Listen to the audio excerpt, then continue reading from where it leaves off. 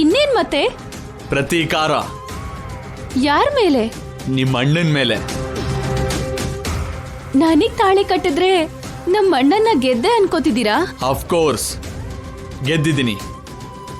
ಅವನ್ ಮಾಡಿದ ತಪ್ಪನ್ನ ನಿನ್ ಕತ್ತಲ್ಲಿ ತಾಳಿಯಾಗಿ ಕಾಣಿಸಿದ್ರೆ ಅವನು ಜೀವನ ಪೂರ್ತಿ ಬಿಕ್ಕಿ ಬಿಕ್ಕಿ ಅಳ್ತಾನೆ. ಯಾಕೆ ತಪ್ಪು ಮಾಡ್ದೆ ಅಂತ ತಲೆ ಚಚ್ಕೋತಾನೆ. ನನ್ನ ಕಡೆ ತಲೆ ಎತ್ತಿ ನೋಡಕ್ಕೂ ಕೂಡ ಭಯ ಪಡ್ತಾನೆ. ಈ ಚಾಣಕ್ಯನ ಹೆಸರನ್ನ ಜನ್ಮ ಜನ್ಮಕ್ಕೂ ನೆನ್ಪಿಟ್ಕೊಂಡಿರ್ತಾನೆ. ತುಂಬಾ ಆಸೆ ಇದೆ ನಿಮ್ಗೆ, ಆದ್ರೆ ಅದ್ಯಾವ್ದು ನಡೆಯಲ್ಲ. ನೀನ್ ಕತ್ತಿಗೆ ತಾಳಿ ಕಟ್ಟಿದ್ದೀನಿ ಅಲ್ವಾ, ಅವನ್ ಕಣ್ಣೀರು ಶುರುವಾಗಿದೆ ಅಲ್ವಾ? ಯಾರ್ ಹೇಳಿದ್ರು? ರಕ್ತದ ಹಾನಿ ಬೀಳ್ದೇನೆ ಯುದ್ಧನ ಗೆದ್ದು ಎದುರುಗಡೆ ಇರೋನ್ ಕಣ್ಣಲ್ಲಿ ನೀರ್ ತರಿಸ್ದೆ ಅಂತ ಗರ್ವ ಪಡ್ತಿರೋ ಹಾಗಿದ್ದೀರಾ. ನಿಮಗೆ ಆ ಗರ್ವ ಭಂಗ ಮಾಡೋದಕ್ಕೆ ನಾನ್ ಬಂದಿದ್ದೀನಿ. ನೀನೇನ್ ಮಾಡಕ್ಕಾಗುತ್ತೆ? ನಿಮ್ ಕನ್ಸು ನೆರವೇರ್ದಿರೋ ಹಾಗೆ ನಾನ್ ಮಾಡ್ತೀನಿ. ಏನ್ ಯೋಚಿಸಿ ನನ್ ಕುತ್ತಿಗೆಗ್ ತಾಳಿ ಕಟ್ಟಿದ್ರೋ ಅದು ನಡಿದೇ ಇರೋ ಹಾಗೆ ಮಾಡ್ತೀನಿ. ನಿಮ್ ಭ್ರಮೆನೆಲ್ಲ ನುಚ್ಚು ನೂರ್ ಮಾಡ್ತೀನಿ.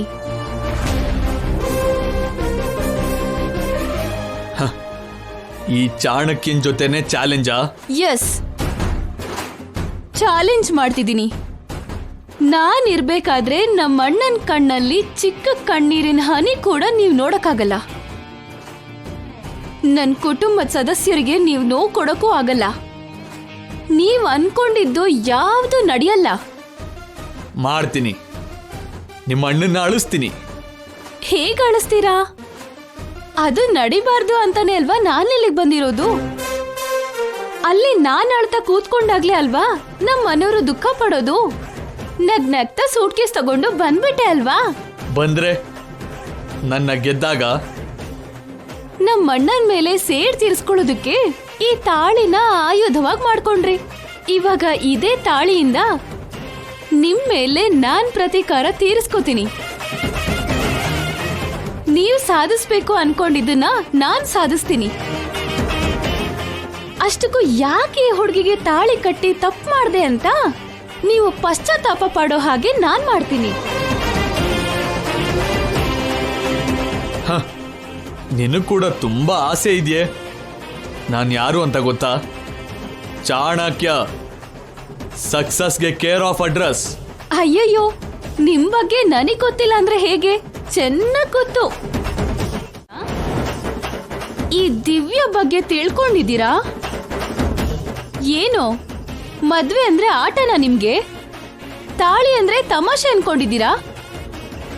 ನೀವೇನು ಅಂತ ತೋರ್ಸಿದ್ರಿ, ನಾನ್ ಏನು ಅಂತ ಕೂಡ ನಾನ್ ತೋರಿಸ್ತೀನಿ.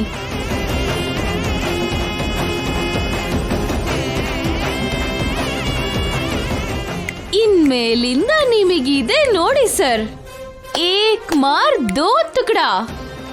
ವಾಟ್? ಏನಂದೆ? ಅಪ್ ಅಂಡ್ ಡೌನ್ ಅದ್ರೋಗತ್ತೆ ಅಂತ ಹೇಳ್ತಿದ್ದೀನಿ. ಹೇ, ಏನ ಲ್ಯಾಂಗ್ವೇಜ್?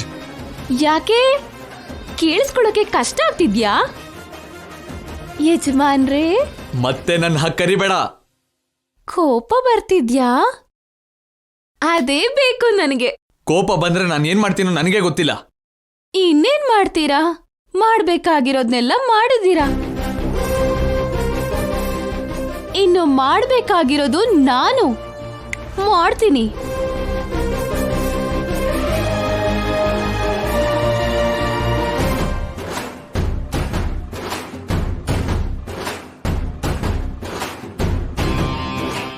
ಇವಾಗ ತುಂಬಾ ಸಂತೋಷ ಆಗ್ತಿದೆ ಕಲ್ಪನಾ.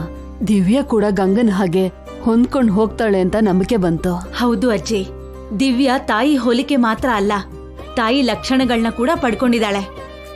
ಇದೇ ಸಮಸ್ಯೆ ಬೇರೆ ಯಾವುದೇ ಹೆಣ್ಣಿಗೆ ಬಂದಿದ್ರು ಭಯ ಪಡ್ತಿದ್ರು. ಆಗ ಗಂಗಾ ಕೂಡ ಹೀಗೆ ನಿಧಾನವಾಗಿ ಜೈನ ಅವಳ ದಾರಿಗೆ ತಂದ್ಕೊಂಡ್ಲು.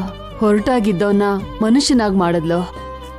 ಗಂಗಾ ಜೈನ ಪ್ರಾಣಕ್ಕಿಂತ ಹೆಚ್ಚಾಗಿ ಪ್ರೀತಿಸಿದ್ಲು ಅಜ್ಜಿ. ಅವ್ರ ಪ್ರೀತಿ ಅಮರ, ಅದ್ಭುತ. ಹಾಗೆ ಅದೊಂದು ಚರಿತ್ರೆ. ದಿವ್ಯಾ ಚರಿತ್ರೆನ ಮತ್ತೆ ಬರೀತಾಳೆ. ಪ್ರೀತಿಯಿಂದ ಗಂಡನ್ ಮನ್ಸ್ನ ಗೆಲ್ತಾಳೆ. ಈ ಜಗಳನೆಲ್ಲ ನಿಲ್ಲಿಸ್ತಾಳೆ. ಆದಷ್ಟು ಬೇಗ ಇದು ನಡಿಬೇಕು ಅಜ್ಜಿ. ಅವರಿಬ್ಬರ ಮಧ್ಯೆ ಅನ್ಯೋನ್ಯತೆ ಬೆಳಿಬೇಕು. ಮೊದ್ಲು ಅವರಿಂದ ಸತ್ಯನಾರಾಯಣ ಸ್ವಾಮಿ ವ್ರತ ಮಾಡಿಸ್ಬೇಕು. ಹೋಗಿ ಕ್ಯಾಲೆಂಡರ್ ತಗೊಂಡ್ ಬಾ. ಒಳ್ಳೆ ದಿನ ಯಾವತ್ತಿದೆ ನೋಡೋಣ. ಆ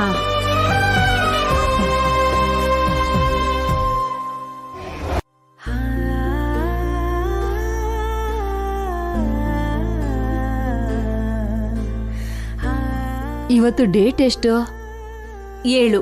7ನೇ ತಾರೀಕು ಅಜ್ಜಿ.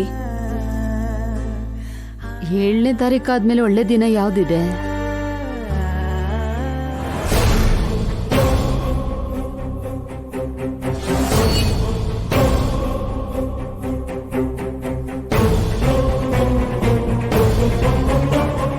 ಏನಾಯ್ತು ಅಜ್ಜಿ? ನಾಡಿದ್ದು ಅಮಾವಾಸ್ಯೆ ಕಲ್ಪನಾ. ಅದಕ್ಕೇನಾಯ್ತು? ಶಾಪಕ್ಕೆ ಹತ್ರ ಆಗೋ ದಿನ ಅದು. ಶಾಪಕ್ಕೆ ಬಲ ಸಿಗೋ ದಿನ.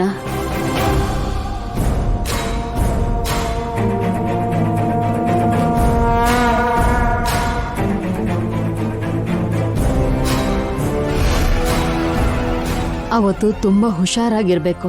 ಸ್ವಲ್ಪ ಬೇಜವಾಬ್ದಾರಿತನದಿಂದ ಇದ್ರೂ ಶಾಪಕ್ಕೆ ಬಲಿ ಆಗ್ತಾಳೆ. ಆದ್ರೂ ಯಾಕೆ ಅನವಶ್ಯಕವಾಗಿ ಭಯ ಪಡ್ತಿದ್ದೀರಾ? ನಮ್ಮ ಅಭಿಗೆ ಇನ್ನೂ ಮದ್ವೆ ಆಗಿಲ್ಲ. ಸೊಸೆನೇ ಬಂದಿಲ್ಲ ಅಂದ್ಮೇಲೆ ಶಾಪ ಹೇಗ್ ಬರುತ್ತೆ? ನಿಜನೇ, ಅಭಿಗಿನ್ನೂ ಮದ್ವೆ ಆಗಿಲ್ಲ, ಸೊಸೆ ಮನೆಗ್ ಬಂದಿಲ್ಲ. ಆದ್ರೆ ನನ್ ಮನ್ಸ್ಗೆ ಯಾಕೋ ಕಳವಳ ಆಗ್ತಿದೆ ಕಲ್ಪನಾ. ಅಮಾವಾಸ್ಯೆ ತಾರೀಕ್ ನೋಡ್ತಿದ್ರೆ ಮನ್ಸು ಜೋರಾಗಿ ಹೊಡ್ಕೊಳುತ್ತೆ. ಗೊತ್ತಿಲ್ದೇ ಇರೋ ಭಯ ಯಾವ್ದೋ ನನ್ಗೆ ಕಾಡ್ತಾ ಇದೆ. ಅಭಿ ಶಶಿನ ಪ್ರೀತಿಸ್ದ ಅಜ್ಜಿ, ಅಷ್ಟೇ ಅಜ್ಜಿ. ಮದ್ವೆ ಮಾಡ್ಕೊಂಡಿಲ್ವಲ್ಲ, ಭಯ ಪಡೋದ್ ಬೇಡ. ಈ ವಂಶ ನಿಂತೋದ್ರೂ ಪರವಾಗಿಲ್ಲ, ಅವನು ಮದ್ವೆ ಮಾಡ್ಕೋಬಾರ್ದು. ಇನ್ನೊಂದ್ ಹೆಣ್ಮಗು ಬಲಿ ಆಗ್ಬಾರ್ದು. ನನ್ನ ಅನುಮಾನ ಏನು ಅಂದ್ರೆ ಅಭಿಗೆ ಶಾಪದ ಬಗ್ಗೆ ಗೊತ್ತಾಗಿದೆಯೇನೋ ಅಜ್ಜಿ. ಆಗ್ಲೇ ಏನೋ ಅಂದ, ಸರಿಯಾಗಿ ಅರ್ಥ ಆಗ್ಲಿಲ್ಲ.